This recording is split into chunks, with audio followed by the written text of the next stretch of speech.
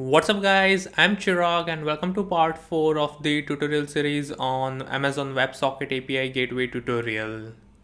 In the previous tutorial, I have taken you through the deployment of the WebSocket API, and now in this tutorial we are going to invoke or test the WebSocket API which we have deployed in the previous tutorial, right?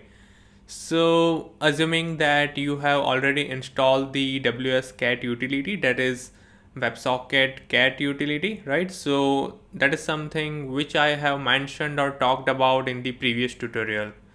So let's get started. So the very first thing that you have to do is to navigate to your API endpoint. So in my case, it's a WebSocket tutorial. And once you are there, click on stages from the left panel. And finally click on the stage. So in my case, it's dev, right? So once you are there, copy this WebSocket URL. So copy this, navigate to terminal. So as I said, I assume that you already have the WS-cat or the WebSocket cat utility installed, right? So now here we are going to execute a command saying WS-cat -c followed by the URL, that is WebSocket URL. So paste it over here and say enter. So now as you can see, it says connected, right? So it is connected to the WebSocket tutorial or the WebSocket API that we have created, right? So as per the explanation that I had given you in the part 2 of this tutorial series. So if we look at the diagram, so what does it say is when there is a persistent connection, the connect route will get executed, right? So now if we go ahead to Lambda function, so navigate to Lambda management console, and once you are there, navigate to WebSocket connect, because this is the Lambda function that is integrated with the connect route, right? And once you are within WebSocket connect Lambda function, click on monitoring and say view logs in CloudWatch. So I'm just showing you that this Lambda function or this backend integration is being invoked, and we have the logs over here, right? So as you can see, we have the logs. If I click over here, so it will simply say start and report, right? So as soon as we connect to the WebSocket API, the connect route will get executed. Now if I go ahead and disconnect the API, but before that, let's go ahead and open the CloudWatch logs for WebSocket disconnect. So navigate to WebSocket disconnect, click on monitoring, say view logs in CloudWatch.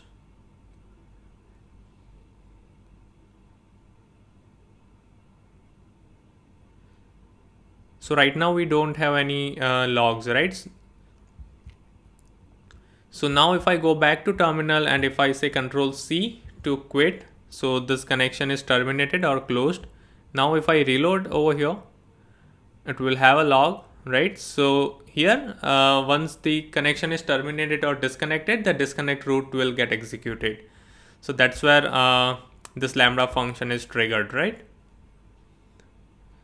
So this is how connect and disconnect will work on connection open and connection close, right? So now let's go back to terminal and let's reconnect to the WebSocket API. Now if I try to pass some payload, so let's say test.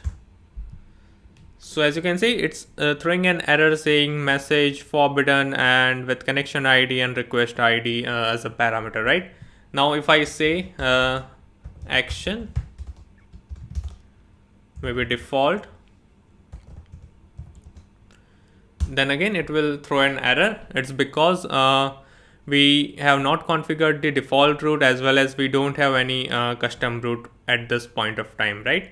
So if you remember, then I had mentioned that if default route is not configured, then it will throw an error if the matching route is not found. Correct. So now what we will do is we will go back to API gateway, click on routes from the left panel. So here we are going to configure default route, but before that we will create the Lambda function for default route, right? So navigate to Lambda management console, say create function, give a function name. I will say default WebSocket maybe.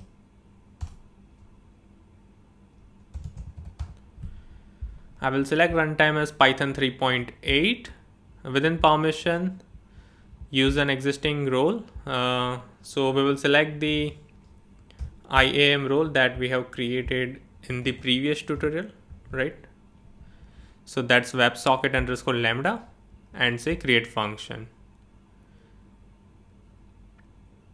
Now once the function is created, go back to API gateway. Now click on this default route to add. So I will say add. Now it will ask us to integrate the backend. So we will say lambda function. We will use proxy integration, and within lambda function, it's going to be default WebSocket, and finally say save. Okay.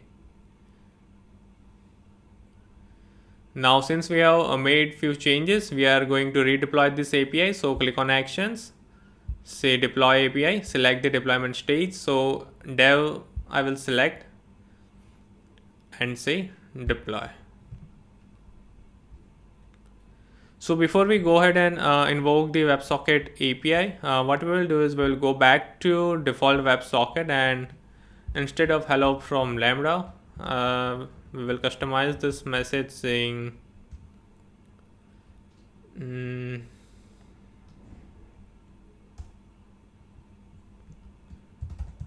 default root invoke, right? And save this function.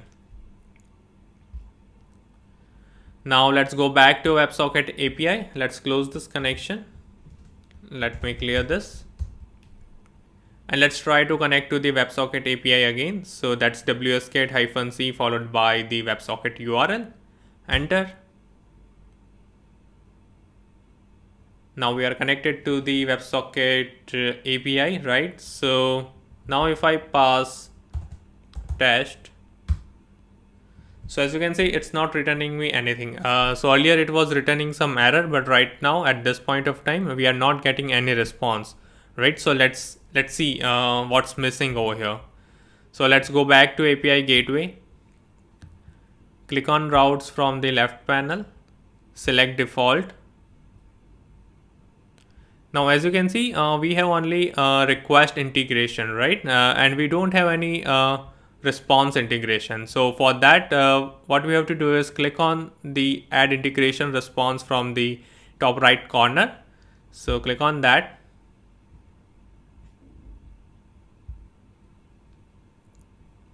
And now here we have integration response, right? So earlier it was not passing on the payload or the return statement from the lambda function to the client, right? Because we didn't have integration response and the route response configured, right? So here both the options are disabled. It's because we are using proxy integration, right? So within proxy integration, everything will be handled from the backend. So in our case, the backend is the lambda function, right? So now we have added the integration response. So let's redeploy this API. So click on actions, say deploy API, select the deployment stage, that is dev in my case, and say deploy. Now let's go back to terminal. Let's disconnect from here, say clear, and let's reconnect to the WebSocket API. Enter. Now let's try to pass on some message. Let's say test. Now as you can see, the response is default root invoked. So that is coming from our backend, which is the default WebSocket Lambda function, right? And that default WebSocket Lambda function is integrated as the part of the backend integration with the default root, right? So here we can say that the default root is being invoked, right? And now we are not getting any error. Now if I pass on anything, if that root is not found within roots, then it will return the same response, that is default root invoked, right? So it will directly pass on that thing to the default root. So these things I had taken you through in the part 2 of this tutorial series, right? So we had a diagram, and using that I had taken you through the steps that how it will work, right? So now if I go ahead and say action colon message, so in this case we don't have the message route configured, right? We have only three routes, that is connect, disconnect and default. Now again, if I try to pass on this message or pass on this payload, it will say default route invoked, right? So for that we have to go ahead and create the custom route saying message, right? So now that is something we are going to cover in the next tutorial, right? So basically in the next tutorial I will take you through on creating a custom route key and how we can invoke the same using JSON payload, right? And one thing I want you to keep in mind that if we pass non-JSON payload, then by default it's going to navigate to the default route, or it will pass on that request to the default route, right? So we have to make sure to pass JSON as a message or JSON as a payload in order to get the correct route invoked, right? So keep this thing in mind. So well, this is how you can invoke or test the WebSocket API, right, using WSCat or the WebSocket cat utility, which is the package of the npm, right? And this is how you can pass on the payload, and I'd shown you that how we can configure default route and how it gets invoked if the desired route is not found, right? So well, that's it for this tutorial. And as usual, if you want me to do tutorial on any use case or service, then please leave them below and I will try my best to come up with the tutorial as soon as possible. And if you have any queries or comments, then again please leave them below and don't forget to like and subscribe to my channel, and see you next time.